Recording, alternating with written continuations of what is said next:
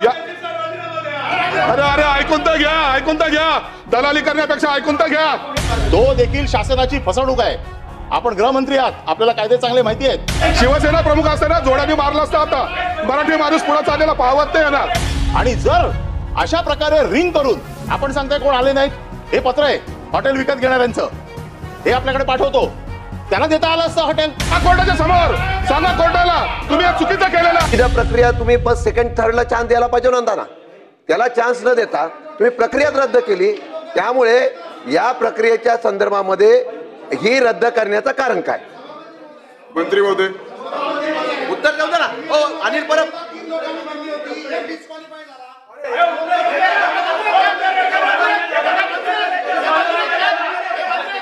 त्याचं म्हणणं सभापती महोदय, मुख्यमंत्री बोलतायत, आपण जरा बसा. नाही आताच जो विषय आला की महसूल मंत्र्यांनी सांगितलं की राष्ट्रीय स्वयंसेवकाचे कोण असतील त्यांचं नाव घेऊ नका, ते रेकॉर्डवरती काढा. आम्ही त्यांचं बिलकुल नाव घेऊ इच्छित नाही.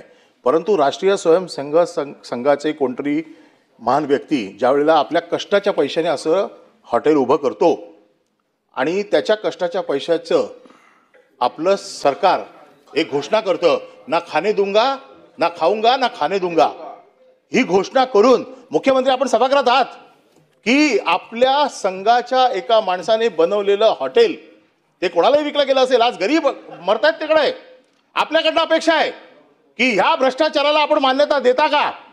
आणि जर अशा प्रकारे रिंग करून आपण सांगताय कोण आले नाहीत, हे पत्र आहे हॉटेल विकत घेणाऱ्यांचं, हे आपल्याकडे पाठवतो. त्यांना देता आलं असतं हॉटेल. परंतु सगळं दबावाखाली काम चाललेलं आहे. आणि म्हणून अशा दबावाखाली, मंत्र्यांच्या दबावाखाली आमचा एकच प्रश्न आहे की ज्या अधिकाऱ्यांनी ही रिंग मान्य केली त्याच्यावरती कारवाई करणार का? आणि ज्यांनी खोटी कागदपत्र सादर केली तो देखील शासनाची फसवणूक आहे. आपण गृहमंत्री आहात, आपल्याला कायदे चांगले माहिती आहेत. ज्यांनी शासनाची फसवणूक केलेली आहे की मी एलिजिबल नसताना मी रिंग मध्ये जातोय म्हणजे मी शासनाची फसवणूक करतोय, तर अशा फसवणूक कंपनी करणाऱ्या कंपनीवरती आपण कारवाई करणार का? एवढे आमचे दोन प्रश्न आहेत. आता उत्तर पण मंत्री कसं उत्तर देणार सभापतीमध्ये? त्यांचं नाव घेतलेलं नाहीये, त्यांचं नाव घेतलेलं नाहीये सभापतीमध्ये. मुख्यमंत्र्यांनी द्यावं. माननीय मुख्यमंत्री उभा राहिले. माननीय मुख्यमंत्री सभागृहामध्ये माननीय सभापती महोदय, मुख्यमंत्री उत्तर द्यायला उभा राहिले. उत्तर मीच देणार आहे, पण त्यांचं नाव घेतल्यामुळे त्यांना खुलासा करण्याचा अधिकार आहे. तेवढं स्पष्टीकरण द्यायचं उत्तर मीच देतो. घेतलं ना तुम्ही? असं नाही. बोला श्रीसाठ बोला. मुळामध्ये बोलतायत आपण. मला या लक्षवेधीवर बोलायचं नव्हतं, परंतु माननीय विरोधी पक्ष नेत्यांनी नाव घेतल्यामुळे मला बोलावं लागतं. मंत्री कोण म्हणजे ना संजय शिरसाट म्हणजे कोण दुसरा आहे? ऐकून घ्या. सभापती महोदय मुळामध्ये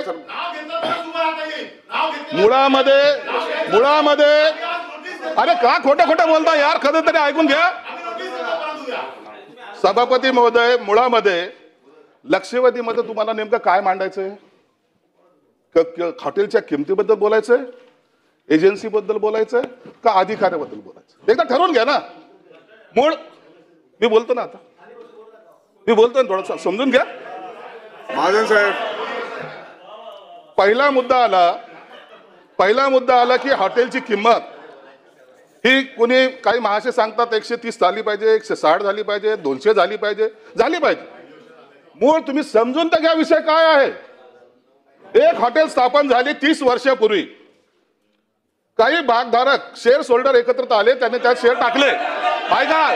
ऐकून घ्या, पहिला विषय ऐकून घ्या. एकत्रित आले, त्यांनी ती कंपनी स्थापन केली. ते झाल्यानंतर त्या भागधारकांना असं वाटलं की आम्हाला फसवलं गेलं, मग ते कोर्टात गेले. कोर्टामध्ये जाऊन त्यांनी विनंती केली की आम्हाला आमचे पैसे पाहिजेत, आम्ही जे पैसे या हॉटेलमध्ये टाकले ते पाहिजेत. आणि ही सगळी प्रोसेस जी आहे ती कोर्टाच्या माध्यमातून चालते. या ठिकाणी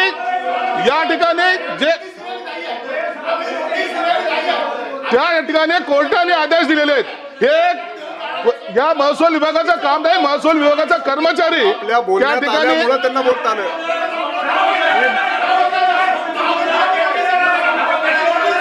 त्या ठिकाणी कोर्टाने निर्देश दिलेत. प्रत्येक टेंडर हे कोर्टाच्या आदेशानुसार काढण्यात आलेलं आहे. प्राइस कोणी ठरवली? प्राइस हे अधिकाऱ्याने ठरवलेली नाही. प्राइस हे कोर्टाने ठरवली. 6 वेळेला टेंडर झालं, कोणीही आलं नाही. दरवेळेला टेंडर फ्लोट करताना कोर्टाची परमिशन घ्यावी लागते. कोर्टाची परमिशन घेतल्यानंतर टेंडर फ्लोट होते. अधिकाऱ्याचा त्याच्याशी काही संबंध नाही. दुसरा महत्वाचा आहे की कोणत्याही टेंडर मध्ये सहभाग घेत असताना नॉमिनल रक्कम भरावी लागते. ती किंमत 15 लाख रुपये असेल.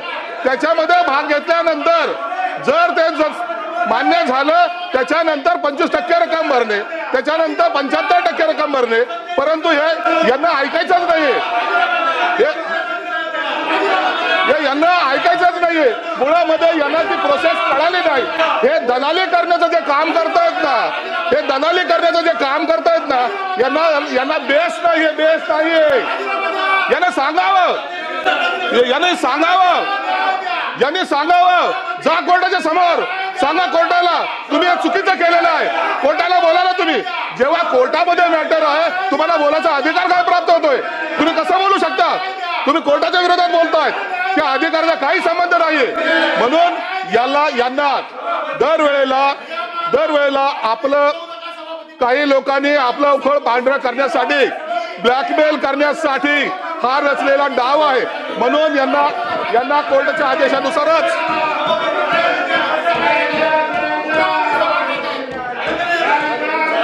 जागेवर बसा. सभापती महोदय, मुळामध्ये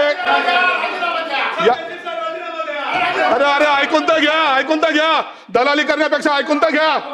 मी सांगतोय ना. तुम्हाला जर कायदा कळत नसेल तर आमच्याकडून शिकून घ्या. यांना मुळामध्ये या गोष्टीचं भांडवल करायचंय. शिवसेना प्रमुख असताना जोड्याने मारला असता. आता मराठी माणूस पुढे चाललेला पाहत नाही यांना. हे नाव देत आहेत. म्हणून आता ही जी काय कोर्टाची प्रक्रिया आहे, या कोर्टाच्या प्रक्रियेनुसार काम झालेलं आहे. 20 तारखेपर्यंत टाइम दिला होता. 25% भरायचा टाइम 20 तारखेपर्यंत दिला होता.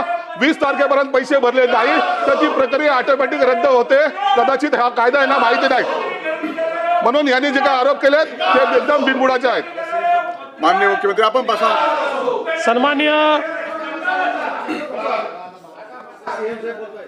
सन्मान्य सभापती महोदय,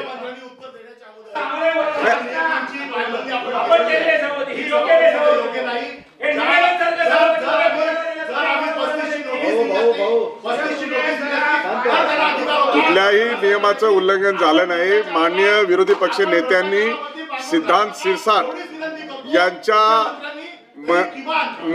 यांच्या मंत्री महोदयाचा दबाव आहे का असा शब्द वापरल्यामुळे शिरसाट उभा राहिले आणि त्याचं क्लिअरिफाय केलं. आता माननीय मुख्यमंत्री बोलतात, आपण जरा बसा. आपण त्याचा नामोल्लेख केला नाही, पण सिद्धांत शिरसाटचे वडील असं बोलले. कुठे माननीय सभा चे वडील? अरे पूर्ण नाव घेतलं ना तुम्ही.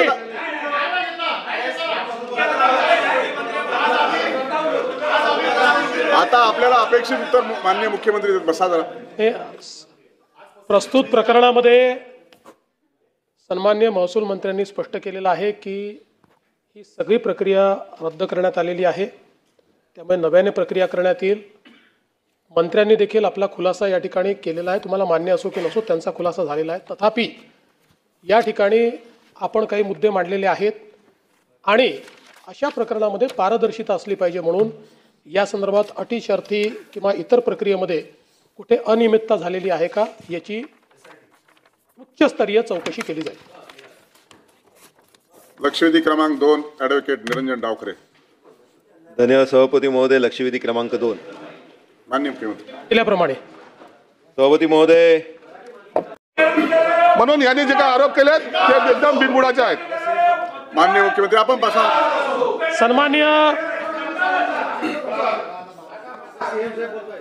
सन्मान्य सभापती महोदय,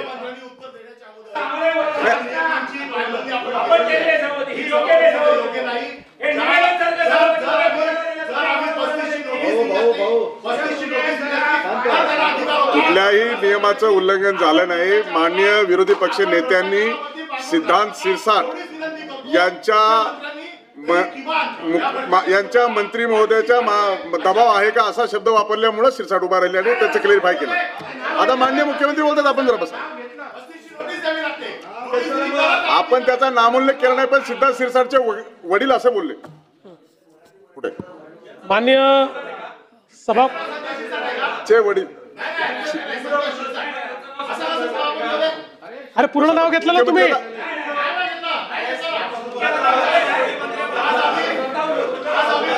आता आपल्याला अपेक्षित उत्तर माननीय मुख्यमंत्री देत. बसा जरा.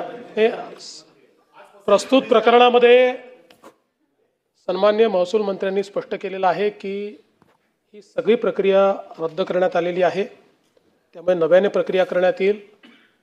मंत्र्यांनी देखील आपला खुलासा या ठिकाणी केलेला आहे. तुम्हाला मान्य असो की नसो त्यांचा खुलासा झालेला आहे. तथापि या ठिकाणी आपण काही मुद्दे मांडलेले आहेत आणि अशा प्रकरणामध्ये पारदर्शिता असली पाहिजे म्हणून या संदर्भात अटी शर्ती किंवा इतर प्रक्रियेमध्ये कुठे अनियमितता झालेली आहे का याची उच्चस्तरीय चौकशी केली जाईल. लक्षवेधी क्रमांक 2 ॲडव्होकेट निरंजन डावखरे. धन्यवाद सभापती महोदय. लक्षवेधी क्रमांक 2. माननीय मुख्यमंत्री केल्याप्रमाणे सभापती महोदय, संभाजीनगर येथील हॉटेल विट्स खरेदी व्यवहार प्रकरणावरून विधान परिषदेच्या सभागृहात मोठा गोंधळ झालाय. या प्रकरणात विधान परिषदेचे विरोधी पक्षनेते अनिल परब यांनी पुन्हा एकदा गंभीर आरोप केलाय. तर मुख्यमंत्री देवेंद्र फडणवीस यांनी या प्रकरणी उच्चस्तरीय चौकशीची घोषणा केली आहे. विरोधी पक्षनेते अनिल परब यांनी विधान परिषदेत बोलताना मंत्री संजय शिरसाट यांचे चिरंजीव सिद्धांत शिरसाट यांनी नियम डावलून टेंडर प्रक्रियेत सहभाग घेतल्याचा आरोप केला होता. दरम्यान काही दिवसापूर्वीच वेदांत म्हणजेच विट्स हॉटेलच्या लिलावावरून राज्याचे सामाजिक न्याय मंत्री संजय शिरसाट यांच्यावर आरोप करण्यात आले होते. आता संजय शिरसाट यांच्या मुलाने छत्रपती संभाजीनगर मधील या हॉटेलच्या लिलाव प्रक्रियेत हॉटेलची बाजारभावानुसार किंमत 110 कोटी रुपये असतानाही केवळ 67 कोटी रुपयात विकत घेतल्याचा आरोप केला जात होता. आर्थिक आणि इतर कारणामुळे MPID कायद्याअंतर्गत हॉटेल जप्त करण्यात आलंय. जिल्हाधिकारी यांच्या अंतर्गत ही संस्था काम करत असून या हॉटेलच्या लिलाव करण्यासाठी राज्य सरकारने जाहिरात काढली होती. यावर प्रतिक्रिया देताना संजय शिरसाट आता चांगलेच आक्रमक झालेले पाहायला मिळाले होते. आता यावर तुम्हाला काय वाटतं? तुमचं मत कमेंट बॉक्स मध्ये लिहायला अजिबात विसरू नका आणि व्हिडिओ आवडला असेल तर जास्तीत जास्त शेअर करा. आणि आतापर्यंत मराठी जनता आपण आपल्या या चॅनलला सबस्क्राईब जर केलेलं नसेल तर चॅनलला सबस्क्राईब करा.